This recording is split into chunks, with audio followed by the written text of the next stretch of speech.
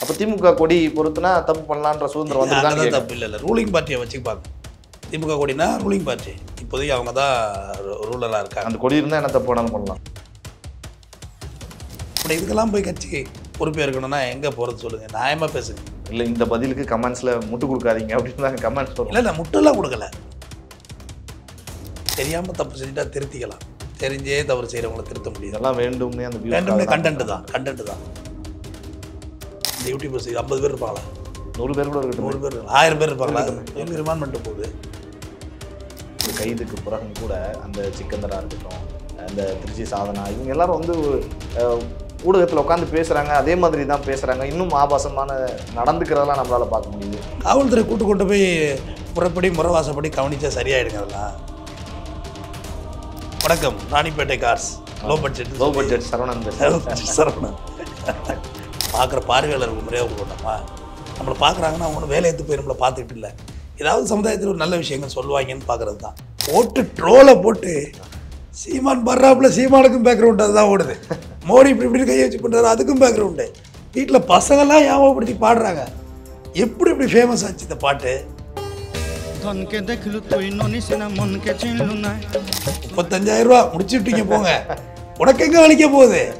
விலை வாங்கி போடுற எனக்கு இல்லை வலிக்க, விளக்கு வச்சு விட்டு இல்லை உன்னை யாராவது தேவையா வந்துனா அப்படி இல்லை இருக்க பாய் போன ஒருத்தர் வாங்குறாரு.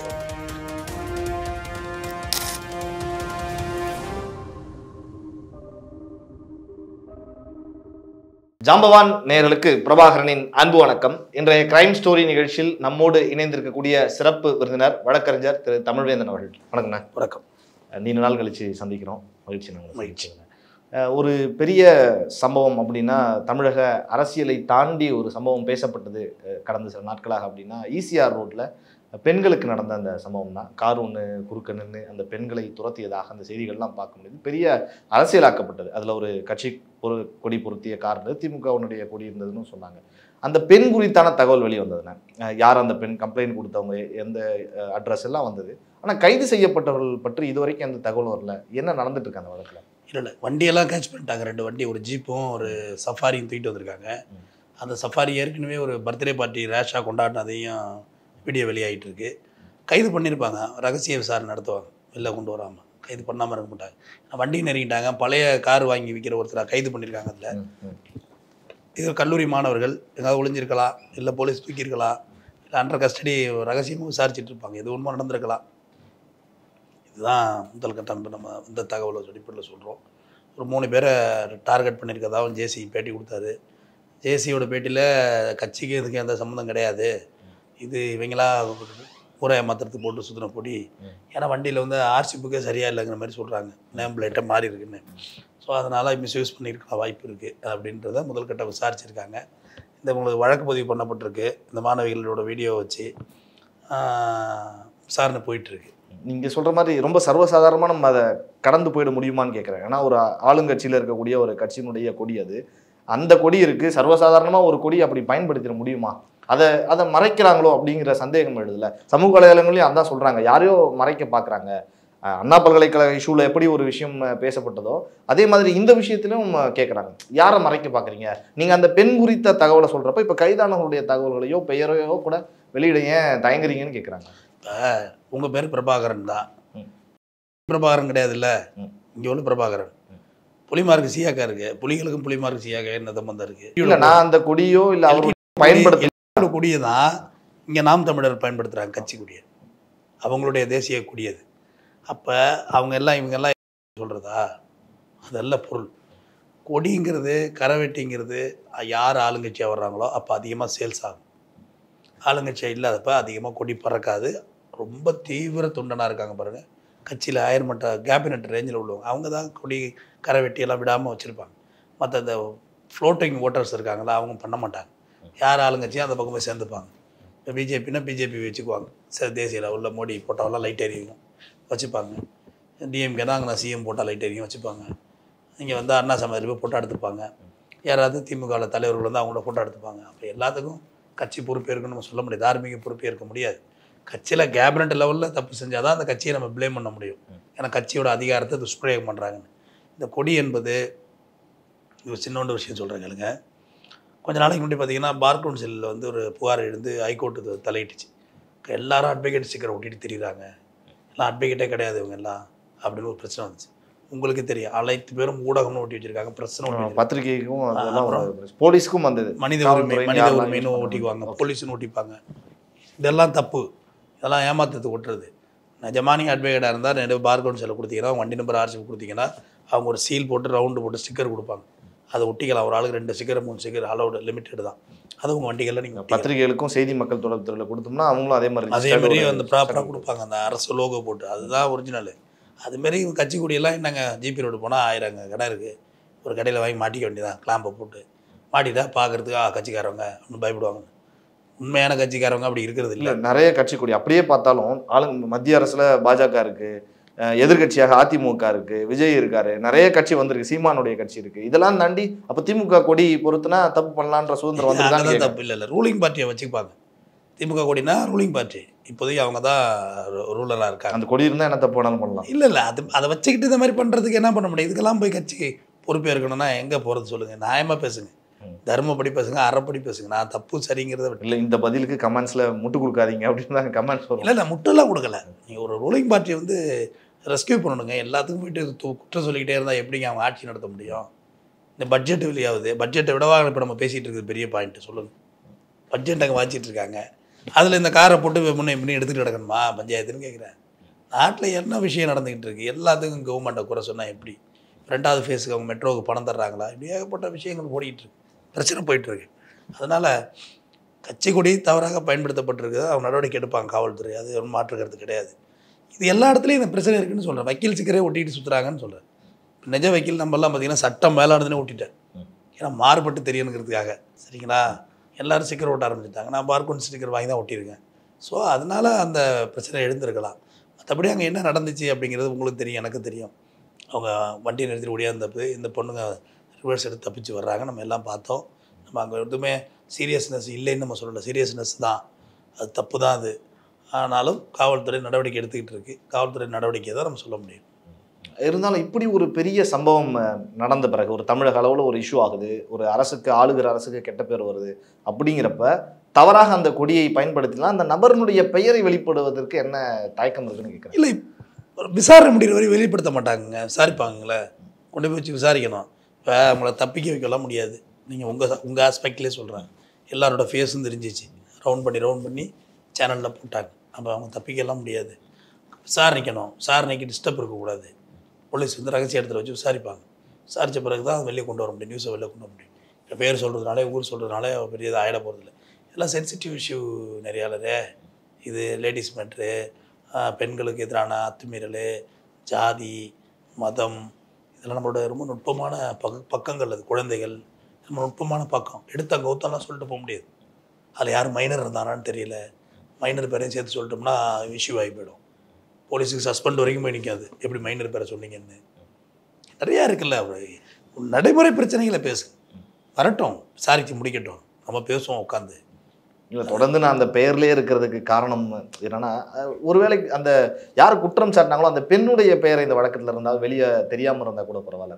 அவங்க பெயரை சொல்கிறீங்க, இவங்களுக்கு இவ்வளவு பாவம் பார்க்குறோமே, இவ்வளவு சட்ட ரீதியாக பார்க்குறோமே, அது என்ன காரணம் தான் கேட்குறேன். அவங்க பேரையும் இவங்க பேர் வெளியிடல இல்லையா? குற்றம் சொன்னவங்க பேரையும் வெளியிடாமல் இருந்திருக்கலாம் இல்லையா குறைந்தபட்சம் காவல்துறை? அதுதான் நிறைய கம்ப்ளைண்ட்டோட பேர் வெளில தெரிஞ்சிடும் ஈஸியாக. ஏன்னா அவங்க அடையாளம் தெரியாத 4 பேர் 5 பேர் விரட்டாங்கன்னு தான் கம்ப்ளைண்ட் கொடுக்க போகிறாங்க. பேர் அட்ரஸ் அவங்களுக்கு தெரியாது, ஆனால் அவங்க பேர் அப்போதைக்கு தெரியாது. ஆனால் இவங்க பேர் உடனே தெரிஞ்சிருக்கும். பட் தெரியக்கூடாது, தெரிஞ்சிட்டு இந்த விஷயத்தில் தப்பு தான், தெரியக்கூடாது. ஆனால் ஏன்னா அவங்கள்ட்ட ஒரு காப்பி இருக்கும், அந்த தகவல் அறிக்கையோட காப்பி, கோர்ட்டில் ஒரு காப்பி இருக்கும், ஸ்டேஷனில் ஒரு காப்பி இருக்கும், மொத்தம் 3 இடத்துல இருக்கும். ஸோ எங்கேருந்து எங்கே லீக் ஆச்சுன்னு தெரியல. விசாரணையில் தாங்க ஒரு விஷயத்தை முடிவு பண்ண முடியும். அண்ணா யூனிவர்சிட்டி இஷ்யூ எடுத்துங்களேன், அது கமிஷனரே விளக்கம் கொடுத்தாரு, டெக்னிக்கல் ஏரர் ஆகிருக்கு, தப்பு தான் அப்படின்னு. அவ்வளோதான், வேறு என்ன பண்ணுறது சொல்லுங்கள்? டெக்னிக்கல் இஷ்யூ ஏற்று தான் ஆகணும். ஆனால் அந்த கம்ப்யூட்டர் தப்பே பண்ணாதுன்னு சொல்ல முடியாது இல்லையா? கம்ப்யூட்டருக்கு சில இது குழப்பி அது பண்ணிக்கிட்டு இல்லாத வேலை பண்ணிக்கிட்டு தான் இருக்குது. ஸோ அந்த கருத்தை நம்ம எடுத்துக்கிறோம் கையில். சமீபத்தில் நீங்கள் நிறைய விஷயங்கள் அந்த யூடியூபர்ஸ் குறித்து பேசியிருந்தீங்க. நம்மளே கூட கடந்த வாரத்தில் பேசணும், நம்ம பேசி முடிச்ச அடுத்த நாள் நினைக்கிறேன் கைது செய்யப்பட்டார்கள் அவர்கள். அந்த வழக்கு இப்போ எப்படி போய்கிட்டு இருக்கு, என்ன நடந்திருக்கு அந்த சமயம்? இல்லை ஆக்சுவலாக அதில் கம்ப்ளைண்ட் கொடுத்தவங்களும் மாட்டிக்கிட்டாங்க. ப்ரெஸ் மீட் வச்சாங்கல்ல, அவங்களுமே அதான் மாட்டிக்கிட்டாங்க. பெரிய ட்விஸ்டாக இருந்தது ஆக்சுவலாக. அவங்க தான் கம்ப்ளைண்ட் கொடுத்து எல்லாருமே உங்கள் கொடுத்தாங்க. சேனலில் தான் நான் அந்த கேள்வியை கேட்டேன். அவங்க அக்கௌண்ட்டுக்கு 2.5 லட்சம் போகுதுன்னா என் பணம் எங்கே யாரோட அக்கௌண்ட்டுக்கு போகாது. பிரபாகர் அக்கௌண்ட் வந்துருக்குன்னா உங்களுக்கு எனக்கு தொடர்பு என்ன இருக்குன்னு முதல்ல தெரியணும்ல. அதை நான் சொல்லியிருந்தேன். இந்த லேடியோட பணம் அந்த அக்கௌண்ட்டுக்கு போயிட்டு நம்ம வீடியோவில் பேசியிருக்கோம். நம்ம நேர்காணல் பணம் போச்சுன்னா அப்போ இவங்களுக்கு அவங்களுக்கு ஏற்கனவே கனெக்ஷன் இருக்கும். இவங்க போனாங்களா, திவ்யா வீட்டில் போய் நின்றுச்சா அட்ரஸ்ஸு, ஆனால் யார்கிட்ட சொல்கிற கதை இதெல்லாம் அப்படியெல்லாம் போகாது. அது இவங்களுக்குள்ளே ஏதோ உள்ளடி பிரச்சனை இருக்குன்னா அதே தான் ஆகிப்போச்சு. டோட்டலாகவே அந்த கும்பலே மாட்டிக்கிச்சு. எனவே குற்றம் செய்கிற நம்ம போய் பகிரங்கமாக நிற்கக்கூடாது, ரகசியமாக தான் இருக்கணும். இவங்க போனாங்க, மேட்ரு ஓப்பன் ஆயிடுச்சு. அவங்களே அந்த லேடியை பற்றி அவ்வளோ டீட்டெயில் வெளியிட ஆரம்பிச்சிட்டாங்க. அவங்க அங்கே ஏமாற்றிருக்காங்க, இங்கே ஏமாற்றிருக்காங்க. பார்த்தீங்களா, அந்த லேடி பேரில் வந்து ஒரு பாடகி பேர் சித்ராவா, அவங்க ஏகப்பட்ட அலிகேஷன் அவங்க மேலே சொல்கிறாங்க. அப்புறம் 2 பக்கம் மாட்டிக்கிட்டாங்க. போலீஸை வந்து இவங்க எல்லாம் பிளே கிரவுண்ட் நினச்சிட்டு இருக்காங்க. Police man is not a play man. ரொம்ப சர்வ சாதாரணமாக நினச்சிட்டு அதெல்லாம் கிடையவே கிடையாது. இவங்க யாரையும் பார்த்துட்டு இவங்க தான் போலீஸ் நினச்சிட்டு இருக்காங்க. சினிமாவில் வர்ற போலீஸ் நினச்சிட்டு இருக்காங்க. நிஜ போலீஸ் நிஜ கோர்ட்டில் அவங்க பார்த்ததில்லை. வேறு மாதிரி எஃபெக்ட் இருக்கும். ஒரு 2 நிமிஷத்தில் நீங்கள் போய் கம்ப்ளைண்டா உண்மை கம்ப்ளைண்டான போலீஸுக்கு கணிச்சிருவாங்க. 2 நிமிஷம் தான். அப்படியாம்மா அப்படி சரி எப்படிம்மா அப்படின்ட்டு எடுப்பாங்க. கால் ஹிஸ்ட்ரி எடுப்பாங்க. இவ்வளோ ஃபோன் பேசியிருக்கேம்மா, எப்படிம்மா அப்படி எல்லா டீட்டெயிலும் எடுத்த மேலே முடிஞ்சு போச்சு. இப்போ அதுக்கு திவ்யாவுக்கு இன்னும் எய்ட்ஸ் இருக்குலாம் சொல்லி ஆளாளுக்கு யூடியூப்பில் பேசிகிட்டு இருக்காங்க. அது பார்த்தா 3 பசங்க சின்ன பசங்களோடு இருந்ததா சொல்லி ஒரு தொலைக்காட்சியில் சகிலா அவர்கள் பேட்டி எடுத்தாங்கன்னு பார்த்தேன். ஏன்னா இவங்களை பொறுத்தவரை டைரக்ட் தகவல் நம்ம எதுவுமே சொல்ல தேவையில்லை. எல்லாமே தான் எல்லாம் இருக்குது. இவங்க அதில் வாழ்ந்துட்டு தான் இருக்காங்க. அப்புறம் பார்த்தா சாதனா, அந்த ரவுடி பேபியா, சூர்யாவா, அது சிக்கந்தரை வச்சு பேட்டி எடுத்தாங்க. அவ்வளோ ஒரு தொலைக்காட்சியில் வந்துமே அவங்களுடைய அந்த ஆபாச பேச்சுக்கள் அவங்களோட நிப்பாட்டே தெரியல அவங்களுக்கு. காரணம் தெரியாமல் தப்பு செஞ்சுட்டா திருத்திக்கலாம், தெரிஞ்சே தவறு செய்கிறவங்கள திருத்த முடியும். இதெல்லாம் வேண்டும்னே அந்த வேண்டும்னே கண்டென்ட் தான். தெரியாமல் தப்பு செஞ்சால் அவன் திருத்திப்பான், சாரி கூட கேட்டுடலாம். தெரிஞ்சே செஞ்சால் அவனை எப்படி திருத்த முடியாது. அதுதான் இதில் நடந்துகிட்டு இருக்கு. அவங்க சொன்ன குற்றங்கள்லாம் என்னெல்லாம் பண்ணியிருக்காங்கன்னு நினைக்கிறீங்க இந்த வழக்கில்? திவ்யா கள்ளச்சி வழக்கில் என்ன மாதிரியான குற்றங்கள்லாம்? பாலியல் குற்றச்சாட்டு நிறைய பேர் மேலே வச்சாங்க. 18 வயசு கம்மியாக நிறைய பேர் மேலே, இன்னொரு பொண்ணு மேலே கூட யூடியூபர் மேலே வச்சாங்க. நிறைய பணம் ஏமாத்துறதா சொல்கிறாங்க. ஃபேம் பண்ணி விடுன்னு சொல்லி பணம் வாங்கினதெல்லாம் சொல்கிறாங்க. தகவல் விசாரிச்சுட்டு போயிட்டுருக்கு. காவல்துறை கைது பண்ணியிருக்கு. இதெல்லாம் கொஞ்சம் முன்கூட்டியே காவல்துறை செஞ்சுருக்கணும். அதான் தமிழ்நாடு போலீஸுக்கு வேண்டுதல் வைக்கிறேன். உடனே சுயமோட்டாவை தூக்கி அந்த ரிமாண்ட் பண்ண வேண்டியது. அவங்க யார் கேட்க போகிறா? போலீஸுக்கு தேவை கம்ப்ளைண்ட்லாம் கிடையாது. சுயமோட்டாவை தூக்கிட்டு வரலாம். இல்லை அவங்களே ஸ்டேஷனில் ஒரு எஸ்ஐ ஆர்டர் கையெழுத்து கம்ப்ளைண்ட் வாங்கிட்டு ரிமாண்ட் பண்ணிட்டு போயிட்டே இருக்கலாம். செஞ்சால் தானே குறையும். தமிழ்நாட்டில் ஒரு 20 பேர் இருப்பாங்களா இந்த மாதிரி குரூப்பு? இந்த யூடியூபர்ஸ் 50 பேர் இருப்பாங்களா? 100 பேர் கூட இருக்கட்டும். 100 பேர் இருக்கலாம், 1000 பேர் இருப்பாங்களா? இவங்க ரிமாண்ட் பண்ணிட்டு போகுது. அந்தந்த எஸ்பிக்கு அந்தந்த லோக்கல் போலீஸ் லிமிட்டுக்கு தெரியாமல் போயிடுமா யார் இவங்க எந்த ஊருன்னு? சொன்னால் 1 மணி நேரத்தில் போலீஸ் தூக்க போகிறாங்க. ஒரு எஸ்பி ஒரு சர்க்குலர் அனுப்ப சொல்லுங்கள். இந்த மாதிரி வலைவலங்களா ஆபாசமாக பண்ணுறவங்க, அத்துமீறவங்க மேலே நடவடிக்கை எடுப்புன்னு சொல்லுங்கள். எல்லாமே 1 மணி நேரத்தில் முடியும். சொல்லணும்ல. போலீஸுக்கு இருக்க ஒர்க் பேர்டெல்லாம் இவங்களை கண்டுக்கிறது இல்லை. இவங்களும் நம்மளை யாருமே கண்டுக்கலன்னு இவங்க லீகலைஸாக நினச்சிக்கிறாங்க தன்னை. இவங்க லீகலைஸ்லாம் கிடையாது. என்னதான் இருந்தாலும் இவங்க காமெடியாக தான். இவங்க ஒரு நாளும் இவங்க லீகலைஸ் ஆகி இந்த சொசைட்டியோட ரன் பண்ண முடியாது. இவங்க மனசுக்குள்ளே தன்னை ஒரு பெரிய கதாநாயகியாகவும் தன்னை ஒரு கதாநாயகனாகவும் நினச்சிக்கிட்டு வாழ்ந்துட்டு இருக்காங்க. இப்போது நீங்கள் லீகல் இல்லைன்னு சொல்கிறீங்க. இந்த மாதிரி நடந்து ஒரு கைதுக்கு பிறகும் கூட அந்த சிக்கந்தராக இருக்கட்டும், அந்த திருச்சி சாதனா, இவங்க எல்லாரும் வந்து ஒரு ஊடகத்தில் உட்காந்து பேசுகிறாங்க. அதே மாதிரி தான் பேசுகிறாங்க. இன்னும் ஆபாசமான நடந்துக்கிறதெல்லாம் நம்மளால் பார்க்க முடியுது. என்ன பண்ணிக்கிட்டு இருக்கு காவல்துறை இந்த மாதிரி சம்பவங்கள்? இல்லை, எனக்கு இந்த யூடியூப்பில் வந்து ஒரு நிறையா ரெஸ்ட்ரிக்ஷன் கொண்டு வரணும். நிறையா வந்து யூடியூப்பில் வந்து முன்னாடி வந்து பார்த்திங்கன்னா டிக்டாக் அதெல்லாம் பேர்ன் பண்ணாங்கல்ல. யூடியூப்பில் வந்து நீங்கள் பான் வீடியோஸ் ஏற்றிட முடியாது. அது ஆடை இல்லாமல் உங்களை காட்டினால யூடியூப் சப்போர்ட் பண்ணாது முதல் விஷயம். அது மாதிரி இவங்க அக்கோடாக பேசுகிறதெல்லாம் யூடியூப் தானாக சென்சார் பண்ணணும். அது ஒரு போர்டு மாதிரி வைக்கணும். உடனே வழக்கு பதிவு பண்ணணும். அவங்கவுங்க வாய்க்கு வந்து பேசுகிறாங்க உட்காந்துட்டு. அந்த சவுக்கு சங்கரோட கேஸ் ஒன்று விசாரணைக்கு வந்து நீதிமன்றத்துக்கு போய் அண்ணனை வந்திருந்தார். சவுக்கு சங்கர் இந்த சேனலை பிளாக் பண்ணிட்டா என்ன செய்ய போகிறாரு? அடுத்து சவுக்கு சங்கர் வாய்ஸ்னு வச்சுக்க போகிறாரு. அவரும் நிறுத்த போகிறதில்ல, நீதிபதியாக சொல்கிறாரு. அவரும் நிறுத்த போகிறதில்ல. வீட்டுக்கு போனோன்னா வீடியோ போட போகிறாரு. என்ன பண்ணுறது? மொத்தமாகவே யூடியூப்பை நிறுத்துறதுக்கு என்ன அரசு நடவடிக்கை மேற்கொண்டிருக்குன்னு கேட்டார். பிபியை பார்த்து என்ன நடவடிக்கை மேற்கொண்டிருக்கு? ஒன்றும் இல்லையே அப்படின்னு சொல்லி இந்த பிரதமர் வழக்கு கோபேக் மோடிங்கிற வழக்கில் go back Indian prime minister Narendra மோடின்னு போட்டிருக்காரு. அவர் இல்லை மோடினா வேறு மோடியாக இருக்கும், நீரவ் மோடியாக இருக்கும், லலித் மோடியாக இருக்கும்னு ஒரு கமெண்ட் அடித்தார். நல்லா இருந்துச்சு. அப்புறம் அவரோட பாஸ்பெக்டிவை பார்த்தேன். அவர் நீதிபதிங்கிறவங்க நம்மளோட திறமசாலி, கற்றறிந்தவர் இல்லையா? சட்டத்தில் எங்கெல்லாம் இடம் இருக்குங்கிறத ஒரு விஷயம் பாருங்க. மோடின்னு தானே போட்டிருந்தாரு, நரேந்திர மோடி தான் போட்டிருந்தாரு. அவர் தான் அது சுட்டி காட்டுதான் சுட்டி காட்டுறாரு. சவுக்கு சங்கரை நிப்பாட்ட போகிறதில்ல, வீட்டுக்கு போட பேச போகிறாரு அப்படின்னாரு. காமெடியாக சொன்னார்னு வச்சுங்க. இந்த யூடியூபர்ஸை அரசியல் பேசுகிறவங்கிற பேரில் பேசுகிறது, அரசியல் கம்பெனிகளுக்கு ஒர்க் பண்ணுறது, இந்த மாதிரி இறங்கிட்டாங்க யூடியூபர்ஸ். இவங்க பார்த்தா கடைகளை போய் திறந்து வைக்கிறது, நகைக்கடையை திறந்து வைக்கிறது, எல்லா வேலையும் செய்கிறாங்க. அவங்களுக்கான அங்கீகாரத்தை தங்கள் கடை ப்ரமோஷனுக்காக இவங்க ஏற்றுக்கிறது ரொம்ப தப்பு. கார் இருக்குல்ல, கார் அது உங்கள் ஊரில் இருக்குது. வணக்கம் Ranipet cars, low budget Saravanan எவ்வளோ ஒரு ரீச் ஆயிருக்கு. ஸோ அது கூட ஓகே, ஒரு பிஸ்னஸ் நம்ம போய் வியாபாரம் பண்ணலாம். இவங்களால அம்மாஞ்சலிக்கு பிரயோஜனம் இல்லைங்க. சில பேர் நிறைய போடுறான் சாப்பாடை பற்றி, அங்கே சாப்பிட்லாம், நல்லா சாப்பாடு. சமீபத்தில் ஒரு டெக்குன்னு நினைக்கிறேன், டெக் சூப்பர் ஸ்டார்னு சொல்லுவாங்க, அவர் கூட அந்த செல்ஃபோன்லாம் போலியாக ரிவ்யூ பண்ணுறாரு, ப்ரொமோஷனுக்காக போலியாக யூஸ் பண்ணதா நிறைய ரிவ்யூ போடுறாரு. நிறைய பொய் இருக்குது. சில ஹோட்டலுக்கெல்லாம் ப்ரமோஷன் பேசி கொடுக்குறாங்க, போனால் வாயில் வைக்க முடியல, சகிக்கலை சாப்பாடு. ஆனால் அந்த ஹோட்டலை பற்றி காசை வாங்கிட்டு பெருமையாக பேசி கொடுத்துட்றாங்க. இங்கே வந்து பார்த்தீங்கன்னா அது நல்லாயிருக்கும், இறால் வறுவல் நல்லா இருக்கும், நண்டு வறுவல் நல்லா இருக்குன்னு. அங்கே போய் பார்த்தா ஒன்றுமே நல்லா இல்லை. இப்போ சமீபத்தில் ஒரு இடத்துக்கு போட எங்கெல்லாம் கேட்காதீங்க, சென்னை ஒட்டி. ஓகே, அதிகாலையில் போனாக்க வாத்துக்கறியும் இட்லியும் கொடுப்பாங்க, சூப்பராக இருக்குன்னு சொல்லி நாங்கள் 4-5 ஃப்ரெண்ட்ஸு கிளம்பி போனோம். முக்கியமானது விட்டீங்க, சென்னையிலே யாருக்கும் தெரியாத ஒரு ஹிடன் பிளேஸ் அப்படின்வாங்க, இது வரைக்கும் யாருக்குமே தெரியாது. ஐயோ, அது போய் பார்த்தா அந்த ஊரே தெரியுது. நல்லாவும் இல்லை, அந்தளவுக்கு சுவையாகவும் இல்லை. ஆனால் சாப்பிட்டோம் போய். வெறும் ஒரு இடமும் சொல்கிறேன், ஃபுட் சேலஞ்சில் வேஸ்ட்டு அதெல்லாம். வேறு ஏதாவது இவங்க ப்ரமோஷன் பண்ணி பண்ணி பண்ணி பண்ணி வியாபாரம் பண்ணுறாங்க. நான் இந்த காஸ்மெட்டிக்ஸ் கடைக்கு வியாபாரம் பண்ணுறாங்க. சோப்பு, நான் இந்த சோப்பு தான் யூஸ் பண்ணுறேன். சினிமா நடிகை மாரி ஆகிட்டாங்க இவங்களும், இந்த விளம்பரப்படுத்துறது. சினிமா நடிகைங்கிறவங்க வந்து ஒரு ஸ்கிரிப்டுக்கு, அந்த கண்டென்ட்டுக்கு டைலாக் பேஸ்ட்டு விட்ருவாங்க. ஆனால் இவங்க அப்படி இல்லை. 24 ஹவர்ஸும் இவங்களுடைய குணமே அதுதான். அவங்க ஸ்கிரிப்ட் முடிஞ்சால் அவங்க வேறு படத்துக்கு போயிடுவாங்க. இவங்க ஒரே மாதிரி படம் தான். வீடியோ எடுத்துக்கிட்டு இருக்காங்க, சாதனை குனிஞ்சு ஓடிக்கிட்டு இருக்கு. இல்லை எப்படி அலோவ் பண்ணுறாங்க? எப்படி அலோவ் பண்ண முடியுது? ஒரு மாண்பு வேண்டாமா? இந்த கேமராவுக்குன்னு ஒரு மரியாதை வேண்டாமா? கேட்குற கேள்வி கேட்குற உங்களுக்கு ஒரு மரியாதை கொடுக்க வேண்டாமா? கேமரா ஆன் பண்ணியிருக்க ஒரு மரியாதை கொடுக்க வேண்டாமா?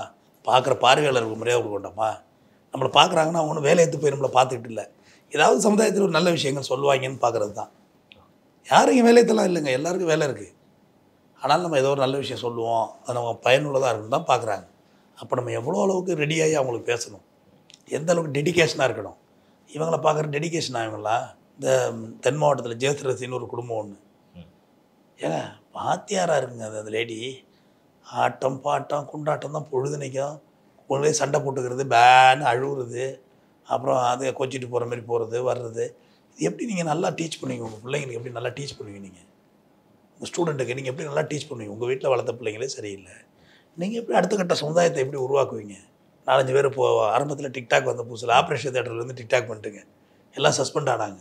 அது மாதிரி இவங்களையும் பண்ணணும்ல. இது எப்படி சொசைட்டியோட இம்மாரலை எப்படி நீங்கள் மாரல் ஆக்குவீங்க? இதுக்குன்னு ஒரு கட்டுப்பாடு கொண்டு வரக்கூடிய சரியான நேரம் இதுதான் அப்படின்னு. இதுதாங்க, இதை விட்டு அவர் வாய்ப்பு இல்லைங்க.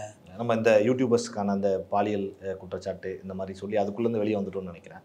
இருந்தாலும் பாலியல் குற்றச்சாட்டுகள் அப்படிங்கிறது இந்த யூடியூபர்ஸால் மட்டுமே நடக்கலை, பட்டு நார்மலாகவே நடந்துக்கிட்டு தான் இருக்குது. இன்னும் யூடியூபர்ஸோட இவங்களோட இந்த மாதிரி தனியாக பண்ணாங்க அப்படின்னு சொல்கிறப்ப இன்னமும் அந்த மாதிரி அது களையப்படாமல் தான் இருக்கா பாலியல் குற்றங்கள் அப்படிங்கிறது? இல்லை, பாலியல் குற்றங்கள் வந்து என்னை பொறுத்தவரையும் அப்கிரேட் ஆகிட்டு தான் இருக்குது. இவங்க வாட்ஸ்அப்பில் பண்ணுறதுங்கெல்லாம் ரொம்ப சாதாரண விஷயம். ஆமாம், அப்கிரேட் ஆகிட்டு எல்லா அதிநவீன தொழில்நுட்பத்தையும் தவறாக பயன்படுத்த மனுஷன் கற்றுக்கிட்டான். நம்மள்ட்ட இருக்கிறது அதிநவீன தொழில்நுட்பங்க. இந்த தொழில்நுட்பம் இருக்குல்ல, ரொம்ப எக்ஸ்ட்ரீம். இது ஒரு கேமரா இருக்குதுல்ல, பேசுது, நம்பரை பதிவு பண்ணுது, வாயால் சொன்னால் பேசுது, சொல்லிகிட்டே போகலாம். அதில் இந்த எக்ஸ்ட்ரீமாக உள்ள அதிநவீன டெக்னாலஜி எலக்ட்ரானிக்கை மிஸ்யூஸ் பண்ணுறது, தப்பாக பயன்படுத்துறது தான் நம்ம பண்ணுறோம். இப்போ இது வந்த பிறகு நிறையா அப்யூசஸ் வந்து வெளில வருது. இப்போ நீங்கள் ஈஸியாக கார் மேட்டரை இவங்க வீடியோ எடுத்தது தான் ஆதாரம். ஒன்றுமே இல்லைடா, ஒன்றுமே இல்லாமல் போயிருந்தேன், பரவாயில்ல. அந்த பொண்ணுங்களுக்கு நான் நன்றியே சொல்கிறேன், சாமர்த்தியமாக வீடியோ எடுத்துருக்குங்க. ரிவர்ஸ் இடிக்காமல் ரிவர்ஸ் எடுத்து எஸ்கேப் ஆகிட்டுங்க. இன்னும் அது பெரிய சிக்கலாக தான் இருந்திருக்கும் அவங்களுக்கு. என்ன நடக்க போகுதுன்னு நான் ப்ரிடிக்ட் பண்ண முடியாது, என்ன ஒன்றுமா நடந்திருக்கலாம், நம்ம ஹைப்போதெட்டிக்கலாக அது சொல்ல வேண்டியதில்லை. ஸோ அது போல் விஷயங்கள் இது பாதுகாக்குது, நிறையா ஃபோட்டோ எடுக்குது, நிறையா இது பண்ணுது. மறைமுகமாக இது நிறையா தொழில் அழிச்சிருக்கு. இப்படிலாம் ஃபோட்டோ எடுக்கிறதுனா கடைக்கு போய் ஃபோட்டோ எடுத்து கழுவி வீட்டில் மாட்டுவோம். இப்போ அதுக்கான வேலைகள்லாம் இல்லை, எல்லாம் மொபைல்லே எடுத்து, எல்லாம் மொபைல்லே போயிடும். டெக்ஸ்ட்டு படிக்கிற எழுத்தெல்லாம் இல்லை, டெக்ஸ்ட்டு தான் ஃபுல்லாகவே. முன்னாடி அழகாக எழுதுறவங்க மார்க்கெல்லாம் போடுவாங்க, அதுக்கெல்லாம் அவசியமே இல்லை, டெக்ஸ்ட்டு தானே ஃபுல்லாகவே ஃபார்மேட்டாக மாறி போச்சு. ஆமாம், அந்த அதிநவீன இப்படிப்பட்ட தொழில்நுட்பத்தை நம்ம ட்ரெஸ் பாஸ் பண்ணுறோம். ஒரு ஆப் வருதுன்னா அது சும்மா டைம் பாஸ் இருக்குங்க. டிக்டாக்னா அதில் ஆடியோ இருக்க போது நீங்கள் பண்ண போகிறீங்க, ரீல்ஸும் அப்படி தான் ஆடியோ இருக்குது நீங்கள் பண்ண போகிறீங்க, இல்லை உள்ளே போய் சேவ்டுலேருந்து எடுத்து பண்ணலாம். அதை வந்து நம்ம மிஸ்யூஸ் பண்ணக்கூடாதுல்ல. நம்மள்ட்ட ஒரு தொழில்நுட்பத்தை அப்படி தான் இருக்குது. எல்லா தொழில்நுட்பமும் நம்ம தவறாக தான் பயன்படுத்துகிறோம். அந்த ஒரு அமைதிப்படையில் சத்யராஜ் சொல்லுவார், போனதா அலெக்சாந்தர் இருக்கிறாங்க நம்மளோட கண்டுபிடிச்சா, அதில் ஒன்று கேட்குறது நான் தானே கண்டுபிடிச்சேன். இல்லை, நல்லாயிருக்கும் அந்த டைலாக். மணிவண்ணா சார் ஸோ அதுமாரி தான் ஆகிப்போச்சு. இப்போ இதில் ஒன்று கேட்குறது, உங்கள் கால் ரெக்கார்டை எடுக்கலாம், உங்களுடைய கால் டீட்டெயில்ஸ் எடுக்கலாம், லொக்கேஷன் எடுக்கலாம், எல்லாமே எடுக்கலாம். எதுவும் இதில் ஒன்று ரகசியம்லாம் கிடையாது. ஆனால் அதை வச்சு இவங்க விளையாண்டுட்டு இருக்காங்க. காவல்துறை கொண்டு போய் முறைப்படி முறவாசப்படி கவனித்தா சரியாயிடுங்க. அதெல்லாம் காவல்துறைக்குன்னு ஒரு முறவாசல் ஒன்று இருக்குது, முறவாசல் வச்சா சரியாயிடும். சரியாக பண்ணணும். அதை இவங்க கத்திக்கிட்டு இது பண்ணிக்கிட்டு இருக்கிறதுலாம் வேஸ்ட்டு. டைரெக்டாகவே வானவில் குரூப்லாம் நேரடியாகவே பேசுகிறாங்கங்க.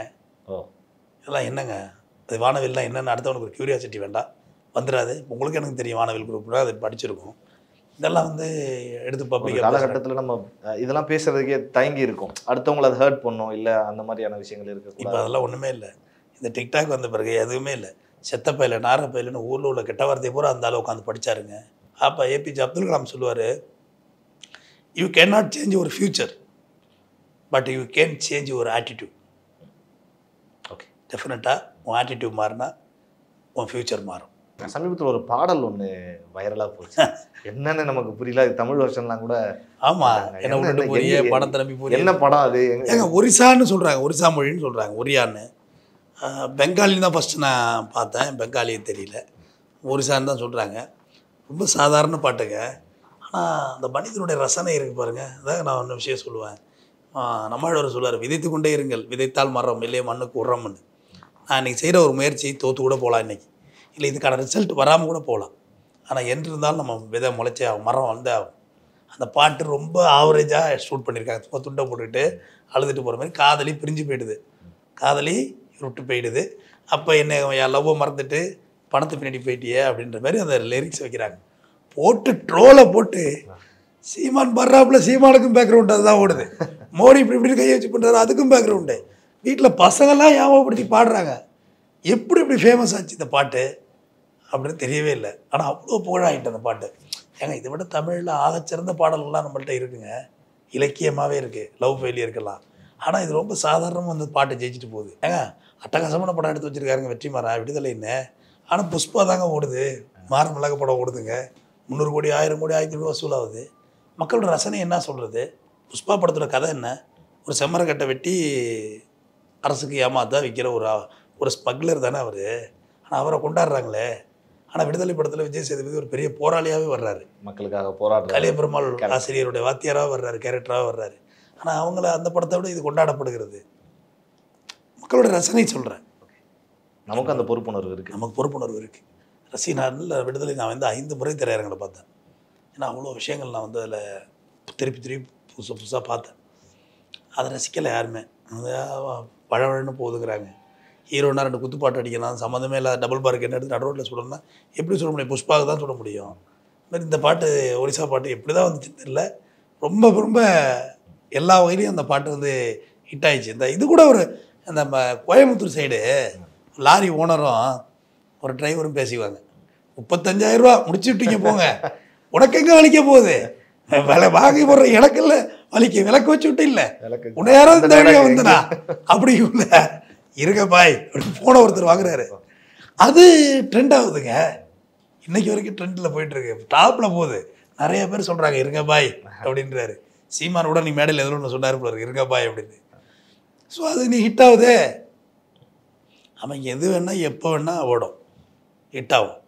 மஞ்சுமல் பாய்ஸ் படம் வந்துச்சு, அதில் குணாவில் ஒரு லைன் பாட்டு வந்துச்சு, கண்மணி அன்போடு காதலன்ல. மறுபடியும் அந்த குணா படம் ஓட ஆரம்பிச்சது பாருங்க திரையரங்கு வந்து. ஸோ எது வேணால் எப்போ வேணால் இங்கே வந்து ஹிட் ஆகுது. நம்மளும் நல்ல முறையில் அதுக்கான காத்திருப்போடு இருந்தோம்னா அதுக்கான வெற்றியை நிச்சயமாக அடையலாம். நன்றி. நிறைய விஷயங்கள், சமகால நிகழ்வு தொடங்கி பல விஷயங்கள் இன்றைக்கி சோஷியல் மீடியாவில் போய்கிட்டு இருக்க விஷயங்கள் குறித்து எங்களோடு ரொம்ப நிதானமாக கலந்துரையாடியதற்கு ஜாம்பவான் நேயர்கள் சார்பாகவும் இந்த பிரபாகரன் சார்பாகவும் மனமார்ந்த நன்றி. வணக்கம். நன்றிண்ணே.